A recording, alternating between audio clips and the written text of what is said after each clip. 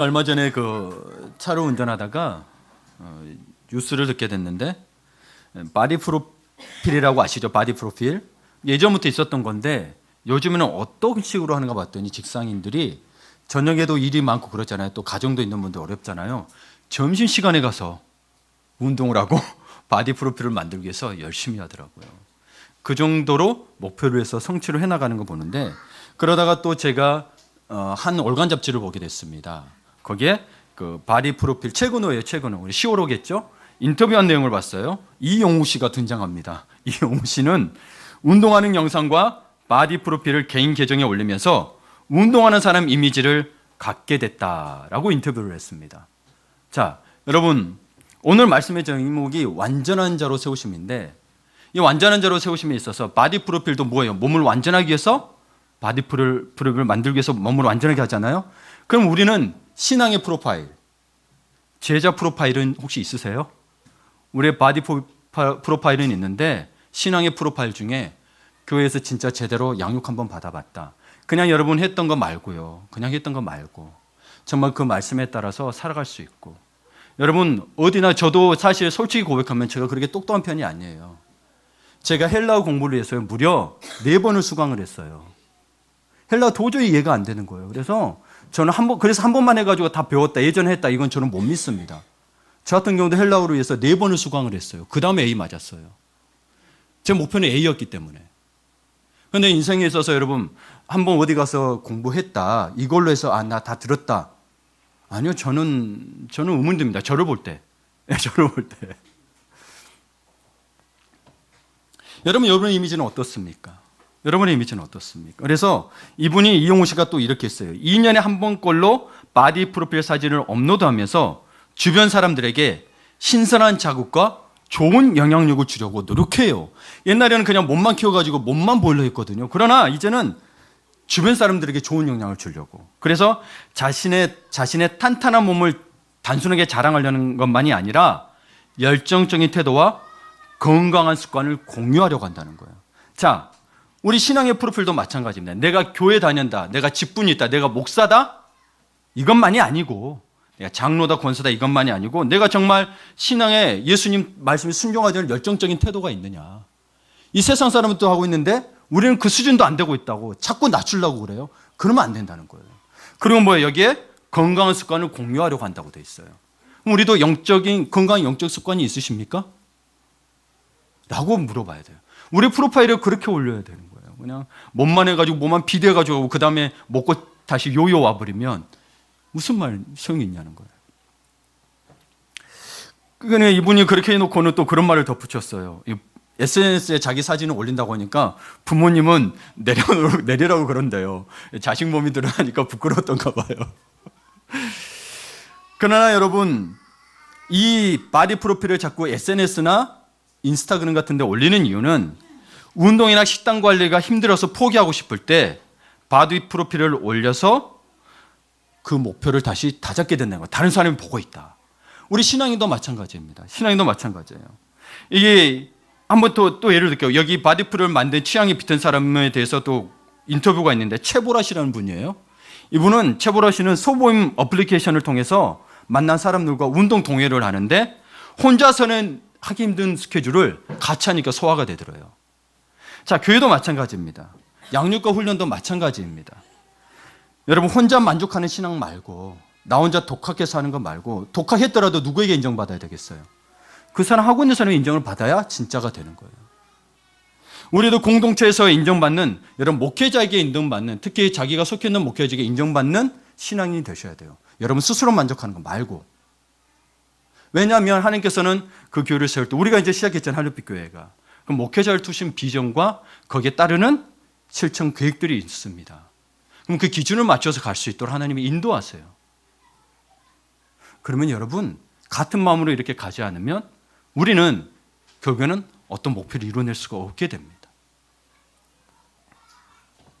이 김태왕 씨 같은 분은 또 했는데, 김태왕 씨도 가입한 직장인 운동인 동호회가 무려 3개래요. 그러면서 그 바디필을 만들어 가려고, 혼자서는 힘드니까 또 어떤 때는 빠질 수도 있잖아요. 시간이 안 맞을 수도 있잖아요. 그러면 그걸 통해서 어떻게든 이루려고 한다는 거예요. 그러면 여러분, 우리는 우리는 신앙인인데 신앙이 어떻게 그렇게 힘쓰고 계신가요? 양육과 훈련하는 이유는 이런 건강한 습관을 잡아가기 위해서지 여러분 공부가 아니에요. 네. 이거를 저는 공부라고 했으면 여러분 더 어려운 거 시키지. 네. 여러 가지 시키지. 왜 제가 힘든 걸 하겠어요? 제가 쉬운 거 하지? 그게 아니에요. 저도 다 새롭게 하는 겁니다. 그래서 이분들은 어떤 식으로까지 하냐면 프로필 촬영을 앞두고 한 달 정도 집중적으로 준비해야 해요. 흰 쌀밥은 멀리하고 군고구마나 현미밥을 끼니마다 100g씩 계량해서 먹는데요. 저는 못합니다. 예. 어떤 분은 굶기만 해도 벌써 인생 다 산 것 같은 느낌 드신 분들 계시죠? 한 끼만 굶어도. 유산소 운동 비중을 높여 아침에 일어나자마자 공복 유산소 운동에 들어간대요. 공복에 땀을 내면 지방이 더 잘 탄대요. 여러분 우리도 잘못된 영적 습관의 지방들이 있잖아요. 태우기 위해서는 때로는 공복 상태, 금식도 하는 거예요. 때로는 힘든 훈련도 감내를 하셔야 잘못된 습관을 태울 수가 있습니다. 여러분의 어떤 영적인 것들이 잘못됐다라기보다 여러분 이제는 말씀에 자기가 좀 세웠던 것들이 있잖아요. 그러면 말씀의 기준으로 좀 세워서 바꿔가자는 이야기인 거예요. 자꾸 제가 신앙생활을 보면 느끼지만 신앙의 수준을 자꾸 끌어내리려고 합니다. 여러분 그러면 자녀들은 왜 좋은 대학 보내려고 하세요? 공부를 안 해서 못 간 거지. 사실 공부하고 마음먹었으면 좋은 대학 갈 수 있다고 이야기하잖아요. 그런데 왜 신앙의 수준을 자꾸 낮추려고 할까요? 왜 좋은 대학 보낼까요? 가장 1차적으로는 훌륭한 교수진이 있거든요. 거기에는 훌륭한 교육이 있다는 말을 하는 거예요. 여러분 여기 주변에만 봐도 우리 중동 주변에 돌아보세요. 벌써 그냥 피트니스 센터 말고 1:1 PT 트레이닝만 벌써 4개인가 5개가 있어요. 그럼 뭔 말의 의미예요? 나 바디 완성하는데 그냥 하는 게 아니란 말이에요. 코치에게 훈련을 받아요. 못하면 어떻게 코치도 한번 받아보면 어떡해요? 한 개만 더 이러면서 장난 아니죠, 그렇죠? 그리고 자기가 있던 힘을 극복해야만이 그 다음에가 힘이 늘어나고 몸이 만들어져요. 근데 신앙의 훈련은 왜 그렇게 안 하려고 할까요? 라고 저는 묻고 싶습니다. 심지어 이분들은 식단 관리까지 합니다. 어제 뭐 먹었냐고 다 물어봐요. 그러니 제일 싸도 1시간에 25,000원씩 하는 거지, 그렇죠? 근데 저는 제자훈련에 코칭을 접목하려고 합니다. 코칭의 가장 큰 특징은 팔로우업입니다. 1:1 팔로우업을 해줍니다. 만나서 개인별로 만나서 진단하고 평가하고 그다음에 어떻게 할지를 해주는 겁니다. 근데 이게 굉장히 고급 기술이거든요. 여러분 생각해 보세요. 한국 사회가 지금 여러분 WTO에서 발표하기를 지금 이제 개도국이 아니다 라는 기준이 어디서 나왔어요? 트럼프가 이야기한 내용 때문에 이제 개도국이 아니고 선진국으로 가야 돼요. 우리가 선진국인 줄 알았더니 개도국이었죠. 여러분 신앙도 생각해 보세요. 여러분 어쨌거나 우리가 신앙 인생을 살아간다는 것도 우리나라가 선진국이란 말이 듣기 좋아요? 개발도상국이란 말이 듣기 좋아요? 신앙도 마찬가지예요, 여러분. 그러면서 세상 사는 거는 그렇게 하시는데 왜 우리 신앙을 자꾸 수준을 낮추려고 하십니까? 저는 묻고 싶은 거예요. 세상 사람들도 이렇게 자기의 목표를 위해서 최선을 다하는데 우리 신앙에 있어서는 자기가 하는 최선의 시간은 많이 들일 수는 있어요. 근데 저는 시간은 많이 들이라는 게 아니에요. 잘하고 못하고가 아니고 하나님 말씀대로 순종하는 자세가 있다면은 저는 그걸로 충분하다는 거예요. 근데 그것조차 안 하면은 기준이 자기 기준 말고 계속 여러분 그동안 설교 들은 거 있잖아요. 거기서 골라서 말고 모든 설교를 종합해 보라는 이야기인 거예요. 하나님의 말씀이 이건 맞는 아니잖아요. 그렇죠? 예. 마지막에 이렇게 글을 써놨습니다. 그 주간지에 월간지에 사진과 함께 여러분 여기 이 사람들은 사진을 찍어서 기록을 남겨요. 네, 기록을 남겨요. 우리 양육훈련반은 글로 쓰게 하거든요. 근데 저는요 사진을 찍는 게 사실 더 어려워요. 저는 사진 찍는 걸 좋아하는 사람이 아니기 때문에 사실 글이 더 편한 사람이에요. 그런데 이 사람들 사진 가지고 간단 말이에요. 그러면 자기가 이루는 목표를 위해서는 자기의 습관들이 못하는 것들도 극복을 해야 되는 거죠. 이 사진을 찍는 이유는 그들은 올리면서 내가 보임으로써 내가 도전을 받는, 자극을 받는 거죠. 그렇죠? 그래서 사진과 함께 이분들이 이야기한 게 기록과 함께 건강한 습관도 얻었다라고 기억을 합니다. 그래서 바디 프로필을 촬영하는 20대 중에는 대학 생활이나 직장 생활로 망가진 몸을 회복하기 위해 도전한 사람도 있다. 바디 프로필을 찍기로 결심한 후 3개월 만에 11kg를 감량한 김모 씨는, 저 아닙니다. 김모 씨는 제가 아니고요. 일을 시작하고 나서 급격하게 살이 찌는 걸 보고 변화가 필요하다고 느꼈다. 일과 식단 관리, 운동을 병행하는 것이 쉽지 않았지만 결국 해냈다. 이 다음이 중요해요. 제가 이 말을 하는 이 다음이 중요한데, 바디 프로필 촬영 후 이런 자기 관리 습관을 계속 유지하고 있다. 이게 중요해요. 여러분, 신앙의 정점을 찍었다 치더라도 신앙에 있어서 이걸 유지하지 못하면 우리 주님 앞에 가서 어떤 이야기를 해야 될까요? 양육과 훈련도 마찬가지입니다. 제가 여러분을 훈련시키는 거는 무슨 말이냐? 이 건강한 영적 습관은 이렇게 해야 된다고 가르치고 유지할 수 있도록 가르치는 거지 공부가 아니에요. 근데 알아야 할 거 아니에요. 여러분 가서 PT도 받는 것도 운동을 어떻게 하는지 알아야 효과적이에요. 돈 들어도 여러분 많이 운동하는 마음이 있다. PT를 먼저 하라고 이야기하고 싶습니다. 혼자서 생각으로 유튜브 하면 자세가 틀려가지고요. 올바르게 몸이 안 잡혀요. 돈이 만약 운동할 만 있으면 돈 투자해서 PT 받고 하셔야 여러분 제대로 된 체형을 할 수 있는 거예요. 교회도 마찬가지입니다. 양육과 훈련이 없이 여러분이 훌륭하게 성장하고 있다고 말하기는 어려운 거예요. 생각해 보셔야 돼요. 왜냐하면 교회는 공동체이기 때문에 개인만의 신앙생활을 이야기하는 게 아니고, 개인으로는 잘할 수 있어요. 그러나 공동체 안에서 합력하여 선을 이루어갈 수 있느냐의 문제에 있어서 여러분이 그 부분까지 감당하고 있냐는 거예요. 그렇지 않아요? 그럼 교회가 왜 존재하겠어요? 혼자 신앙생활하지. 그래서 여러분에게 신앙의 열정적인 태도, 건강한 영적 습관을 여러분 신앙 프로파일에, 제자 프로파일에 당당하게 넣으시기를 축복합니다. 예. 제가 이것을 이렇게 시작을 한 이유는 오늘 그 성장반 일기가 마지막 장을 맞습니다. 예. 영적 성장의 길이라는 주제를 가지고 교육은 13주지만 지금 한 16주 걸렸나요? 16주 동안을 하게 됐습니다. 성장반 일기도 시작했습니다. 예. 지도자도 모르게 시작을 했습니다. 현재 저는 일주일에 3가족반 세례교육까지 포함해서 6개 반을 맡아서 4개의 다른 교재를 가지고 양육과정에 맞게 사용하고 있습니다. 좀 더 이해를 위해서 설명을 드리면, 양육과정은 제가 하고 있는 여러분 영적 성장의 길, 행복한 여행만이 아니고 양육과정은 이미 3가족반부터 시작이 된 거예요. 그래서 5주 과정이 있고, 세례를 안 받으신 분은 세례교육을 통해서 6주 과정을 통하고, 그 다음에 양육반의 영적 성장의 행복한 여행, 제가 이 2가지밖에 할 수 없어서 하고 있지만 교리 이야기도 준비되어 있고요. 큐티 세미나, 예수님의 사람 다 준비되어 있습니다. 그 중에서 이제 훈련에 따라서 또는 그 어느 정도의 보고 1개에서 2개 이상 수록하면 제자 훈련반에 들어갈 자격을 줍니다. 이거는 여러분 제가 이렇게 하는 이유는 여러분 제가 여러분 막 어떻게 힘들게 하려는 게 아니고 습관을 바꿔가서 이게 익숙해지도록 만들어야만이 여러분 성숙하게 된 거예요. 여러분 우리가 뭔가를 한 나라에서 따질 때 뭘 가장 어디를 지역을 이야기해요? 강남 스타일을 먼저 따지잖아요. 왜 그래요? 수준이 여러분이 만족할 만한 수준이 강남이기 때문인 거죠. 그럼 신앙의 수준은 뭐겠어요? 예수 그리스도죠. 예수 그리스도. 제가 볼 때, 목회자가 볼 때 정말 예를 들어서 바울이든 베드로든 다윗이든 또 예수님은 그 수준에 어느 정도 그래도 최선을 다하고 있느냐, 그 수준을 못 다다라도 하고 있느냐를 저는 목회자로서 보고 있는 겁니다. 네.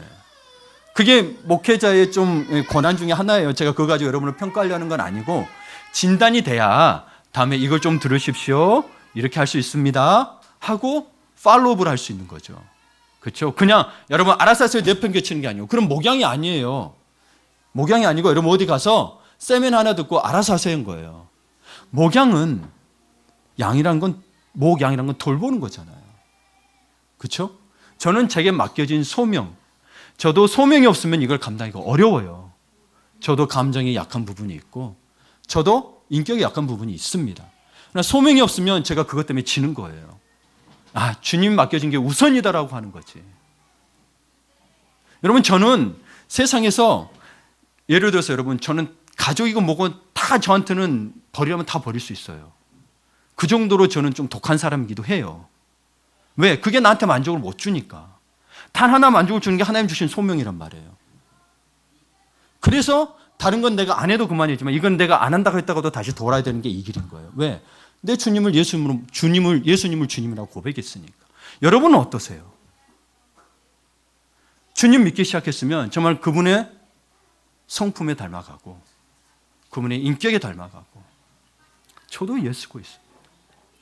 함께 나가자는 거예요. 그게 혼자 힘으로 가능하더냐는 거예요. 그리고 여러분 혼자로 만족하지 마세요. 객관적 기준이 더 중요합니다.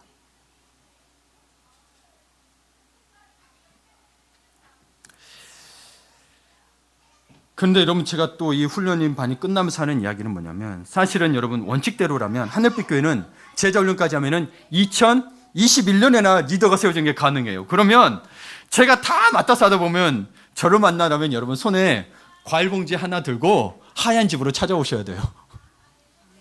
네.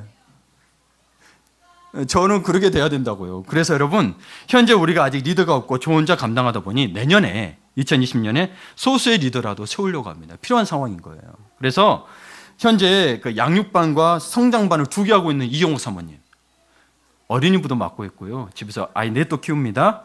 그리고 양육반을 하고 있고 작년에 리더 성공부에 잘 참여하신 윤동교 전도사님 우선 소그룹 리더로 세우려고 합니다. 여러분 그래야 여러분 봐보세요. 그냥 대충 하던 사람과 세웠다고 칩시다. 그래도 성실히 한 사람과 여러분 어떤 사람에게 교육받고 싶으세요? 성실은 그런 거예요. 교회가 기준이 그래서 필요한 거예요. 예, 사람 마음이 다 똑같아요. 물건도 보면 좋은 거 갖고 싶은 게 사람의 마음인 거예요.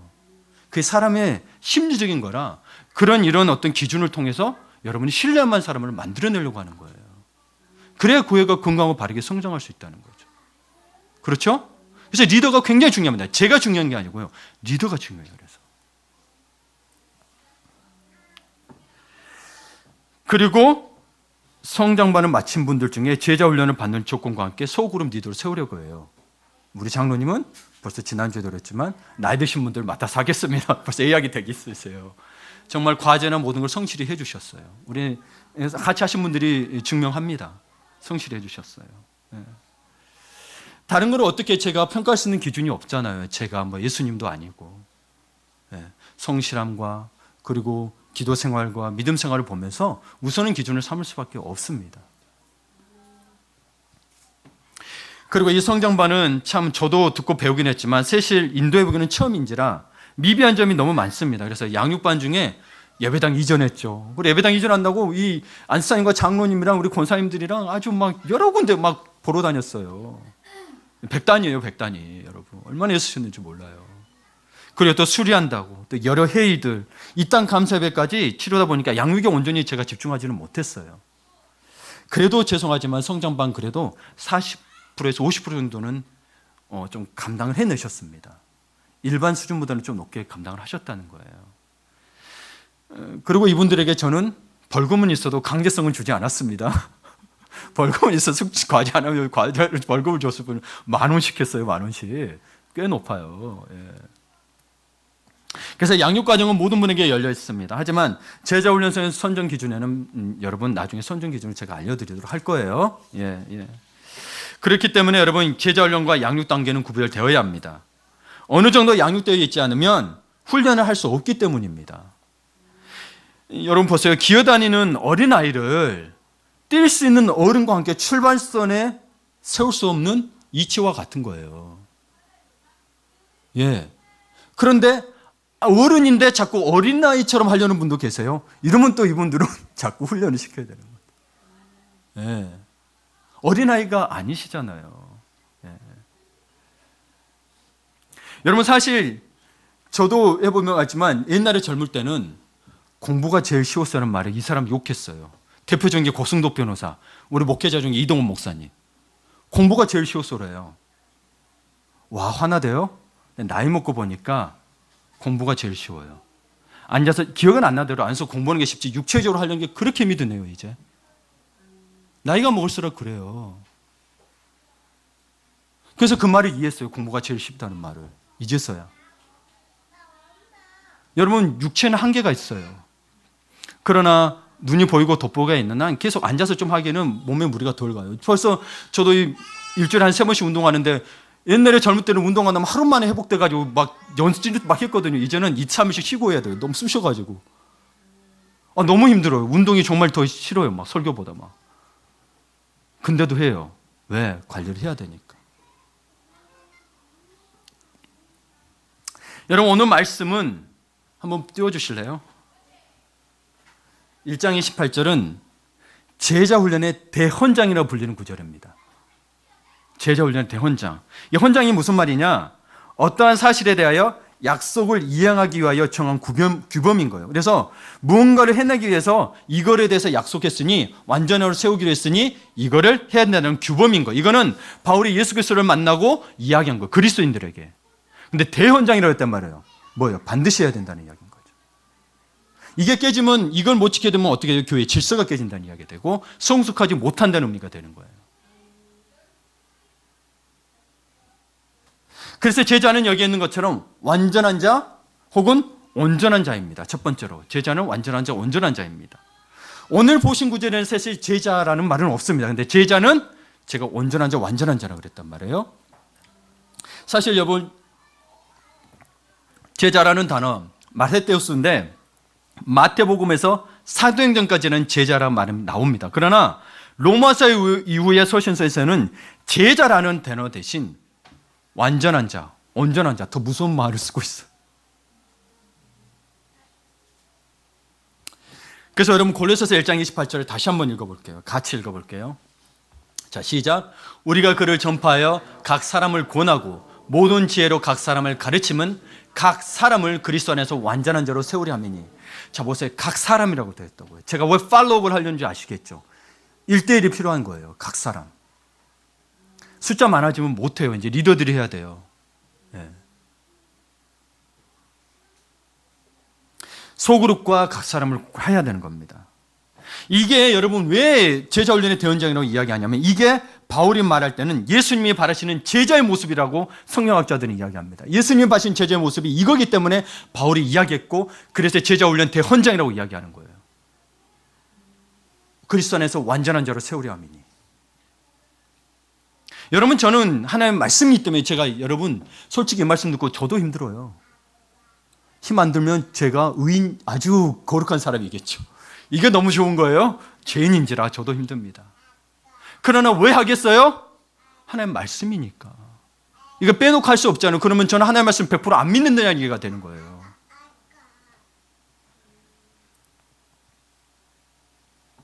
그리스도 안에서 완전한 자로 세워진 자가 바로 제자라는 것입니다. 그래서 목회란, 바울의 입장에서부터 목회란 한마디로 평신도를, 여러분들을 그리스도 안에서 완전한 자로 삼는 것만 아니고 바울의 전체 사역을 볼 때 함께 동역하는 것입니다. 바르고 건강한 교회는 이렇게 세워져 갑니다. 여러분이 작은 예수가 되고 여러분이 작은 목사가 되는 거예요. 목사는 소열이 아니에요. 똑같아요. 너희는 거룩한 대제사장이요. 대제사장은 어떤 사람이죠? 가장 거룩하고 하나님의 말씀에 순종해야 되는 사람이고 제사를 드려야 됐던 사람이에요. 여러분도 그런 사람이라고 베드로서에서는 이야기하고 있어요. 목사는 그냥 역할을 맡은 거예요. 그리고 가르치는 역할은 은사가 있다라고 이야기하고 있는 거예요. 여러분, 그렇다면 여러분과 함께 동역해서 여러분이 때로는 설교도 하고 여러분이 때로는 가르쳐서 교회를 건강하게 세워가야 되는 거예요. 근데 자꾸 이제 많은 목회자들이 자기의 권위를 세우기 위해서는 이렇게, 야, 목사의 권위, 강대상무, 막 이러죠. 강대상 권위가 어디 있어요? 강대상이지. 복음이 있는 데가 다 권위가 있는 거지. 강대상이 권위예요? 아니에요. 하나님의 말씀이 있는 데가 권위란 말이에요. 근데 강대상이 무슨 권위예요? 여기를 막 맨발 벗고 올라오래. 아니, 신발 신고 올라가세요. 난 그거를 그러기 때문에 신발 신고 올라가는 거예요. 복음이 없으면 강대상이 무슨 소용이에요? 권위적인 건 문제가 되지만 제가 말씀을 선포하는 권위, 그렇다면 만약에 우리 이유로 일사님이 여기 와서 말씀을 전하나, 그럼 말씀의 권위를 인정해 주셔야 되는 거예요.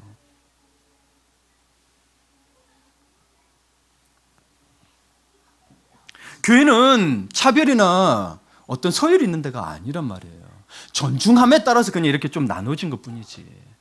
그래서 여러분 로마서 16장 한번 찾아보세요. 로마서 16장. 바울이 어떤 글을 썼는지 한번 봐보세요. 로마서 마지막 장입니다. 마태복음, 마가복음, 그리고 누가복음, 요한복음, 그 다음에 사도행전, 로마서예요. 자, 로마서 보세요. 로마서 16장. 자, 16장을 보시면 바울이 사람 이야기를 하고 있네. 1절부터 봐봐요. 갱그레아 교회의 일꾼 자매인 베베, 그리스도 안에서 나의 동역자로 소개한 브리스가와 아굴라, 내가 사랑하는 에베네도. 바울이 아시아에서 처음 맺은 열매예요. 에베네도. 우리 중동에서 처음 열린 열매가 여기 아래 할머니 밥상에 이순례 권사님 그런 거예요. 누가 또 제자 훈련의 제자 1호가 될지는 잘 모릅니다. 너희를 위하여 많이 수고한 마리아, 수고한 사람도 같이 적었어요. 친척이와 함께 감옥에 같이 갇혔던 사람도 적었어요. 안드로니고와 유니아. 그러니까 1절부터 27절까지 평신도 동역자, 그냥 평신도 말고요, 같이 사역했던, 바울 혼자 한 게 아니에요. 동역자들의 이름이 줄줄이 나옵니다. 봐보세요. 로마서 16절 보시면서 어떤 생각이 드시나요? 여러분도 누군가의 목회 인생 가운데 당당히 언급되기를 축복합니다. 예, 그리스도 예수 안에서 참 동역자인 누구? 함께 제자 훈련을 위해 많이 수고한 누구? 북한 선교회 복음 전하다 함께 갇힌 집사님 누구?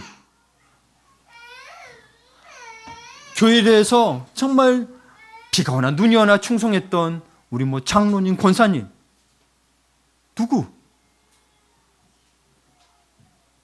여러분 어떠세요? 목사 이름보다 바울은 목사님, 이 동역자들을 아주 귀하게 여겼어요.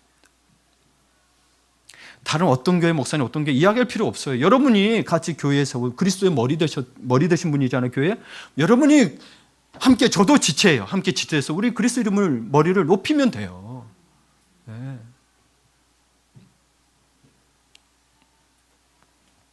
그렇다면 여러분, 우리는 두 번째로 제자 삼아야 합니다. 제자 삼아야 합니다. 오늘 본문을 보시면 말씀의 시작이 그를 전파하여라는 말로 시작합니다. 그를 전파하여. 이처럼 제자 삼는 사역은 전파하지 않고는 이루어질 수가 없습니다. 그래서 여기에 제자를 전파하고, 그리고 제자를 먼저 만들기 위해서 전파하는 거잖아요. 그 다음에 제자를 삼는 방법이 두 가지가 여기에 나옵니다. 1장 골로새서 2장 28절, 첫째가 권하며, 권함으로 들립니까? 제가 한번 녹음을 하면서 들었더니 권함이 권함 이렇게 들려서 발음을 명확하게라고 제가 옆에 써놨어요. 권함 맞죠? 들리죠? 예. 예수님을 인격적으로 영접했다고 해서 여러분 죄의 유혹에서 벗어난 것이 아닙니다. 그래서 하나님께 쓰임받는 제자가 되려면 지속적인 권함이 필요합니다. 유지하는 게 필요하다는 거예요. 바른 길로 가도록 계속 권해야 하는 거예요. 이게 양육과 훈련이고 계속하고 있는 거예요. 둘째는 뭐라고 돼 있어요? 권함이 돼. 그 다음 뭐죠? 각 사람을 가르침은. 저도 이 단어 없었으면 좋겠어요. 너무 솔직했나요? 이 단어 없었으면 좋겠어요. 하나님의 말씀을 가르치고 실제로 경험해야 합니다. 그럴 때 신앙이 성장하고 성경을 기반으로 하는 가치관이 삶에 자리 잡습니다. 실제가 된, 여러분이 삶에서 실제가 된 가르침을 받은 제자는 하나님의 말씀에 순종하게 됩니다. 그러면 하나님의 살아계심을 더 풍부하게 경험하며 성숙한 제자가 될 수 있습니다. 그래서 가르치는 것입니다. 그리고 여기 부분은 없지만 성경 바울의 서신서 전체적으로 볼 때 첫째, 둘째에 공통으로 붙여야 되는 게 있습니다. 권하며 가르침이 공통으로 붙여야 하는 것이 바로 성령의 도우심입니다. 성령님께 도우심을 항상 강구해야 합니다. 여러분, 제자 삼는 사역, 제가 양육반도 훈련반도 하겠지만 이 제자 삼는 사역은 목회자의 재능과 실력에 달려있는 것이 아닙니다. 성령의 도우심에 의해서만 가능합니다. 네. 몇만 명 되는 교회 목사님들 다 이렇게 이야기합니다. 성령의 도우심이 없으면 안 된다라고 똑같이 동일하게 이야기합니다.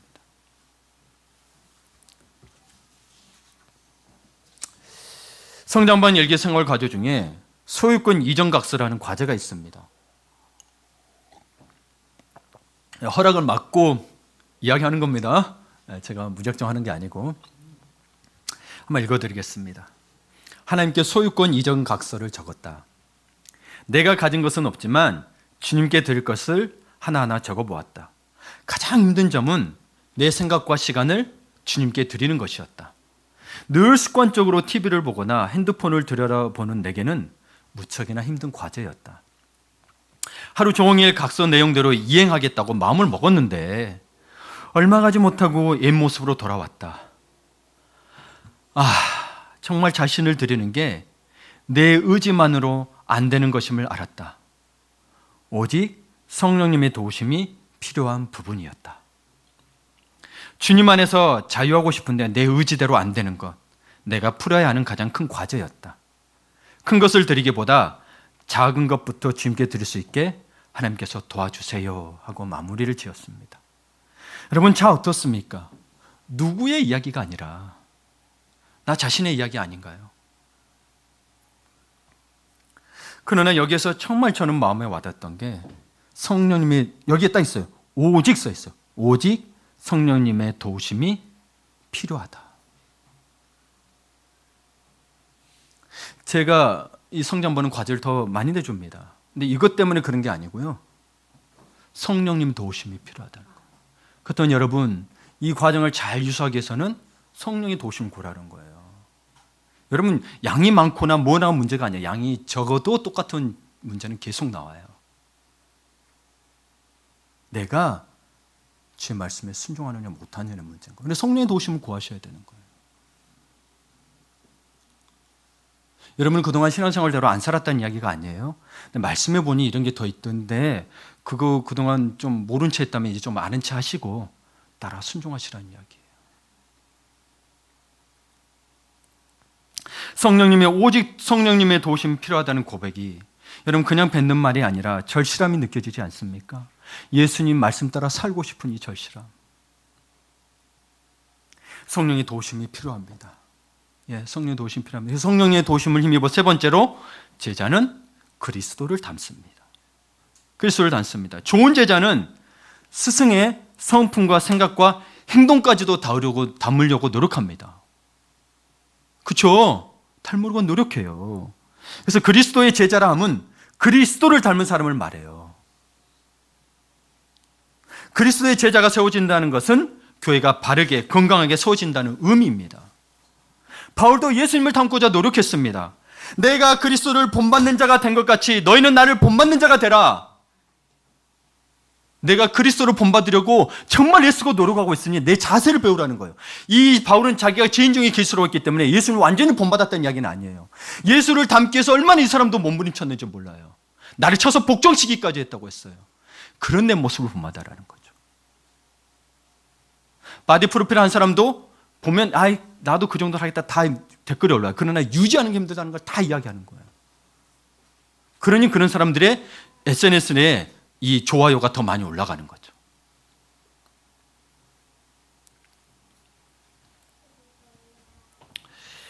또 애화가 하나 또 있습니다. 우리 성경반에서 쓴 글인데 물질에 대한 염려는 지금도 내려놓기가 어렵다.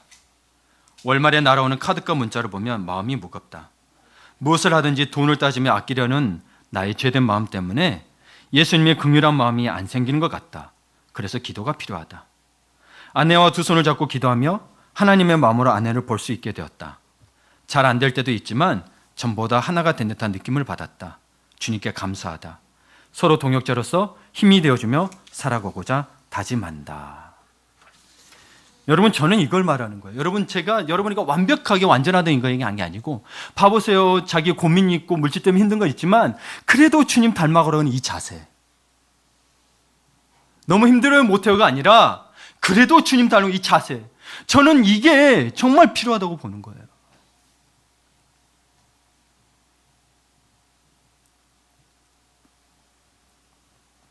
바울은 지금도 우리에게 영향을 끼치는 영적 리더입니다.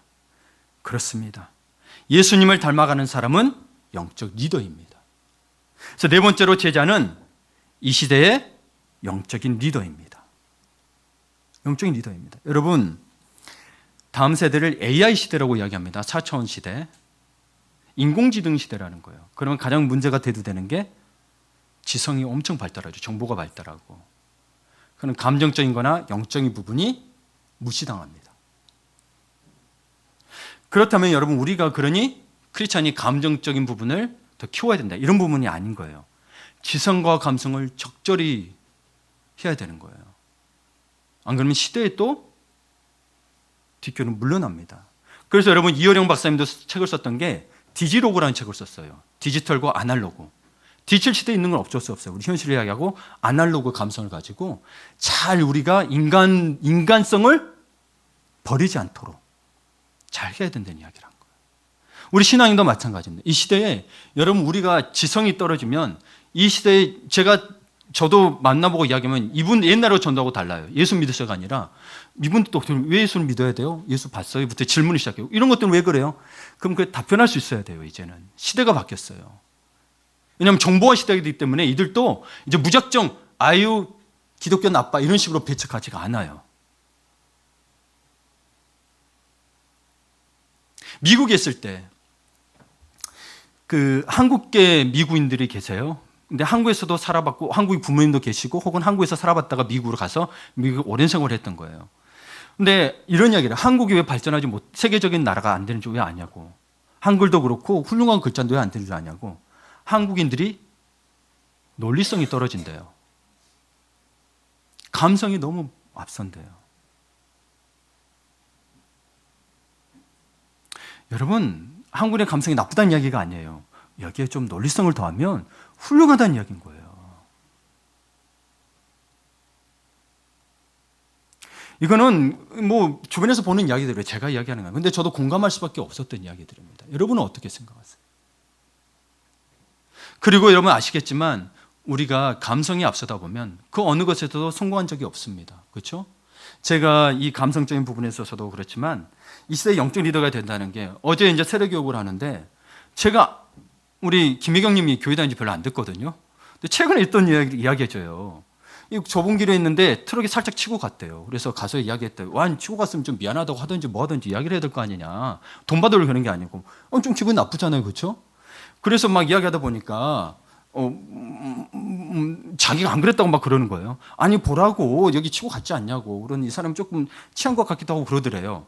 그러면 이렇게 합시다 이야기하니까 갑자기 이분이 내가 누군 줄 아냐고 딱 이러더래요. 누구요 당신? 그랬더니 해리교회 집사님이래요.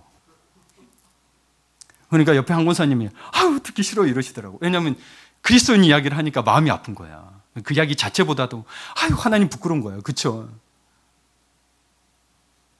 그리고도 안 되는 거예요. 막 그래놓고 누군지 아냐고 그래놓더니 그래놓고 그러면 서로 당신이 잘못했지만 우리 서로 이렇게 서로 가격 치른 걸 합시다 그랬더니 그런 것도 안 되는 거예요. 뭐 내가 뭔 잘못이냐 그러는 거예요.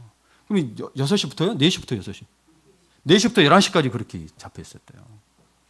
여러분 저도 그리스도인이지만 그 이야기 들으면서 저도 집사면 뭐하고 목사면 뭐하고 장로면 뭐합니까?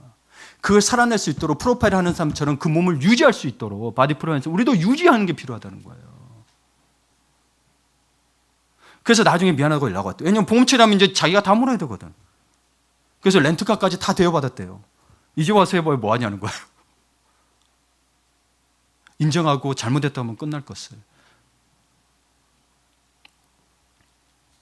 우리도 마찬가지입니다. 여러분 이 시대에는 어쨌거나 이성이라면 감성을 절제하는 부분이 있기 때문에 이성이 항상 이기게 돼 있습니다. 그러나 이성만 하면 메마르게 되겠죠. 그렇죠?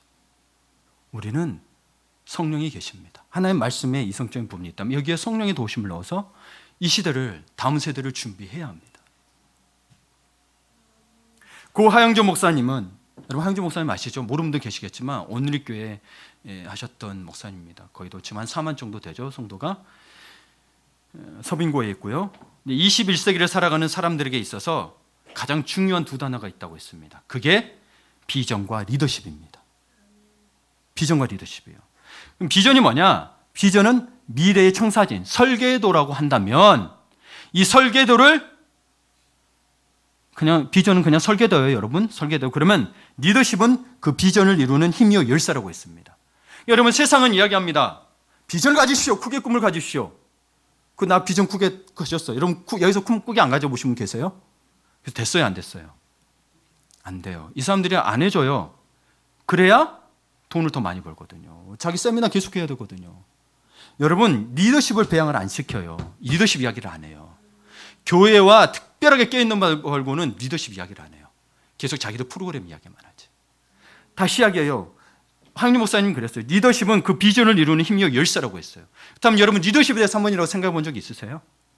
내가 아무리 능력이 많아도 재능이 많아도 그것을 못 이끌어가고 앞에서 사람들의 존중을 못 받는 이유는 리더십에 대해서 생각을 안 했기 때문입니다. 여러분 그래서 그리스도의 제자가 되는 것, 곧 영적인 리더십은 교회의 비전, 여러분의 인생의 비전을 이루는 힘이요 열쇠라는 것입니다.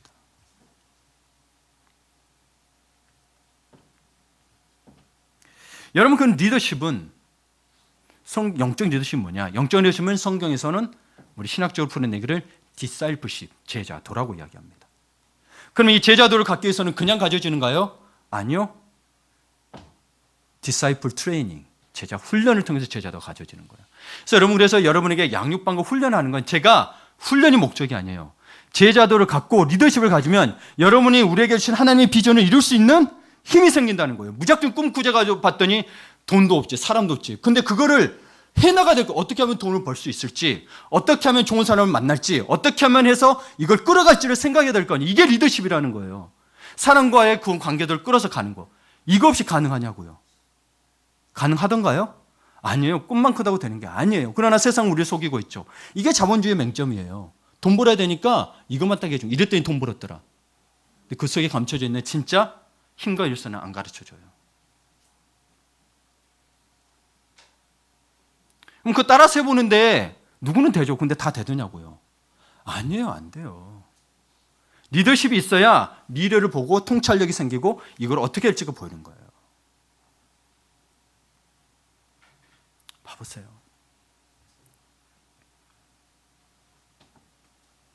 그래서 비전을 가진 국가나 사회는 망하지 않습니다. 왜? 비전을 가지고 리더십을 실현하기 때문에.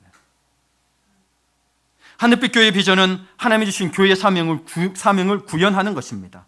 제자훈련을 통해 제자도를 세우고 영적 리더를 세워서 교회의 가치를 실현하는 거예요. 미국의 저명한 리더십 전문가 스티브 코비, 이분 아세요? 이분의 그 성공한 사람들의 7가지 습관의 책을 쓰신 분이 이렇게 두꺼워요. 500페이지가 넘는데 이분이 머릿말에 이런 말을 썼어요. 좋은 책 하나가 하나의 대학에 필적한다. 자, 여러분 무슨 말이에요?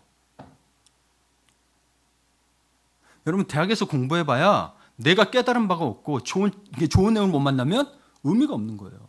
이 책은 여러분 비싸봐야 지금 이렇게 두꺼우니까 2만 원, 3만 원, 지금 한 4만 원 할 수도 있지만 여러분 대학 학비 얼마예요? 4년 동안? 못해도 4천만 원이에요. 40만 원대, 4천만 원대 5만 원. 여러분 진짜로 마찬가지예요. 여러분 인생에 있어서 여러분 말 한마디 인생 바뀐 분 계시잖아요. 그렇게 배웠어도. 그래서 여러분 좋은 책 하나, 좋은 교회 하나가 여러분의 인생을 바꿀 수 있는 거예요. 근데 그거는 다 습관이라고 얘기해요. 7가지 습관이라고 이야기했잖아요. 성공한 사람들 대부분 습관을 이야기합니다. 100% 다 습관 이야기합니다. 이런 습관을 가져, 이런 습관을 가져라. 인간이 한계적 존재에 살고 있기 때문에.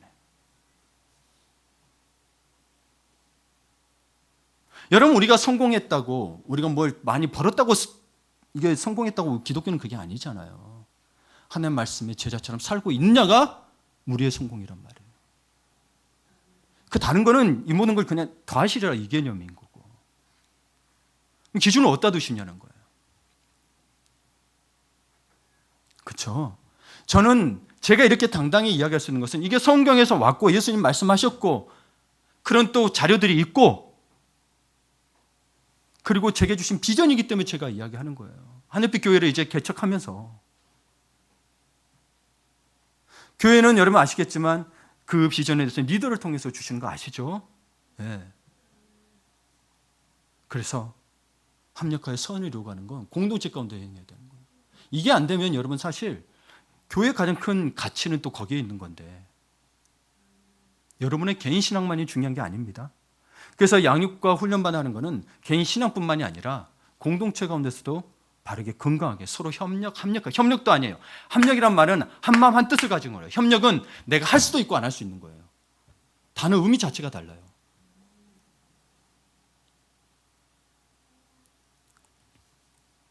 그래서 이 스티븐 코비가 학교 교육과 농사의 차이로 리더십의 아주 기본적인 원리를 설명했습니다. 리더십의 아주 기본적인 원리. 여러분 봐보세요. 학교에서는 웬만큼 머리가 있고 요령이 좋으면 벼락치기를 해서라도 성실히 노력한 사람 이상의 학점을 딸 수 있습니다. 왜 다들 왜 조용하세요? 그래 본 적 없어요? 예, 그쵸? 예, 벼락치기 많이 하셨죠, 다들? 머리들이 똑똑하신 분들이에요. 예. 인스턴트식으로 가능하다는 이야기예요. 그러나 농사는 다릅니다. 농사는 봄에 심고 여름에 열심히 가꿔야만 비로소 가을에 추수할 수 있어요. 봄에, 여름에 게으름을 피던 사람이 가을에 옆집이 추수하는 것을 보고 갑자기 밤새 씨를 뿌리고 물을 주고 해요. 일주일 동안 했어요. 벼락치기로 해서 추수한다는 게 가능한가요? 불가능하죠. 불가능해요. 리더십을 키워내는 것은 이와 같아요. 리더십은 이와 같아요. 벼락치기로 되는 게 아니에요. 그냥 내가 어느 날 은혜 받았다, 내 주님 만나서 리더십이 양성되는 게 아니라고요. 성령을 받았지만, 바울도 이야기하지만 성령을 받았지만, 바울도 3년간 아라비아 광야를 가서 훈련을 받았습니다. 바울도 그리고 나오게 될 때는 바나바라는 사람을 만났어요. 예루살렘 공의에서 바울을 안 끌어들여줬어요. 내가 변했다고 해도. 바나바를 만나면서 안디옥 교회 가서 교사 활동을 하면서 다시금 자기 비전과 자신의 역할에서 준비를 합니다. 고언하고 가르친 사역을 하면서, 그리고 선교하면서 고언하고 가르친 사역을 계속했던 거예요. 그 가는 곳마다 제자들을 양성을 했던 거죠. 리더십을 키워내는 것은 단순히 사람의 어떤 사람을 됐다 이 정도 수준이 아니라 이 사람의 능력, 인격, 비전을 키워내는 것을 리더십이라는 거예요. 그래서 리더십이 없으면 이게 불가능한 이야기인 거예요. 성경적으로 디사이플십, 제자, 도가 없으면 불가능. 그러면 자꾸 환경을 보게 돼요. 이게 없으면 자꾸 환경을 보게 됩니다. 우리 한번 생각해 보시기 바랍니다. 그리고 나서 이야기합니다. 이것은 농사와 같이 시간과 정직한 땀을 쏟아부어야 하는 일이며, 그리고 나서도 농부가 비를 기다리듯 자기 능력 바뀐 적는 자 하나님의 축복과 도심이 있어야 하는 일이라고 코비는 충고합니다. 자, 저도 명존리에 오미자 농사라고 가봤어요. 그럴 때 갔더니 장로님이 그런 이야기를 한번 하셨어요. 열심히 꾸리고 했어요. 비료도 치고 가꾸고 했어요. 근데 마지막 이야기, 하나님이 햇볕과 비를 주시지 않으면 다 허사야라고 이야기를 해요. 그러면 여러분 농사 짓지 말아야 되나요? 아니요, 하나님이 비와 햇빛을 주세요. 그리고 그것마저 안 하면 여러분 햇빛과 비의 가치를 알겠어요? 모르는 거예요. 모르는 거예요. 그래서 부모들도 리더십을 양성을 해야 신명시 6장의 4절에 있는 말씀처럼 가르칠 수 있는 거예요. 내가 말한 분반대로 가르치게 하라고 다 이야기하고 있잖아요. 리더십이 없으면 어떻게 될 자가 모르게 되는 거예요. 리더십이 있으면 이렇게 해야 되는 게 같고, 또 자기 스스로도 연구도 하고 하는 거예요. 왜? 역량을 키워내야 되니까. 자녀의 역량을. 유대인 부모들이 그렇게 하잖아요. 네. 그래서 성경에서 하나님이 자신이 세우기로 작정한 리더 한 사람을 태어나면서부터 지극정성으로 준비하시고 다드시는 것을 볼 수 있습니다. 우리는 안 끼어든 것 같지만 하나님은 다 하셨던 거예요. 대표적으로 요셉, 다윗, 모세 봐보세요. 다 나이를 안 하지 않아도 돼요. 벌써 여러분들도 자체적으로 태어나기 전부터 하나님이 준비하셨던 거예요. 귀하게 준비한 사람이기 때문에 중하게 쓰셨고, 리더를 따른 사람들에게는 리더십에 대한 순종을 명령하셨습니다.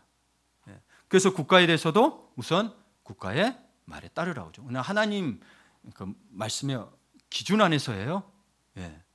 그러나 거기에 순종하라고 이야기합니다. 마찬가지 교회 권위에도 순종하라고 이야기하는 겁니다. 여러분, 특별히 리더십을 가진 사람들의 특징은 자신이 하고 싶은 사역만 하는 것이 아니라 교회에 필요한 사역을 감당하고 순종합니다. 자, 이게 사업하시는 분들 계시는데 봐보세요.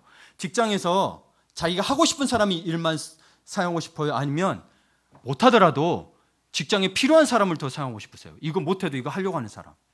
하려고 하는 사람 쓰잖아요. 자기만 잘하면 뭐예요? 이것만 잘하면 뭐 하는 거예요? 직장에 도움이 되는 사람은 사장이 이곳에 필요한 사람, 직장에 필요한 사람이 필요한 거예요. 안 그러면 나중에 다른 게 성장하거나 바뀌게 되면 이 사람은 제외가 되는 거예요. 믿는 것과 안 믿는 거 상관이 없어요. 이거는 교회도 마찬가지입니다. 자신이 하는 사역만 하면은 여러분 목회자는 피똥 쌉니다.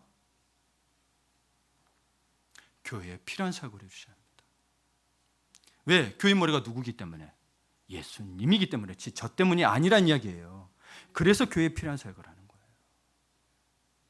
내가 능력이 안 되더라도 이 부분이 필요하구나. 그럼 필요한 데 가서 도와주는 게, 이게 그리스도인의 자세인 거지.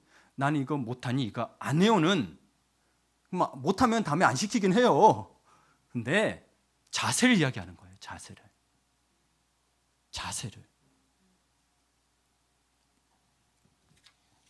물론 그렇습니다. 그러니 리더에게도 요구되는 게 있죠. 리더는 겸손해야겠죠. 그렇죠?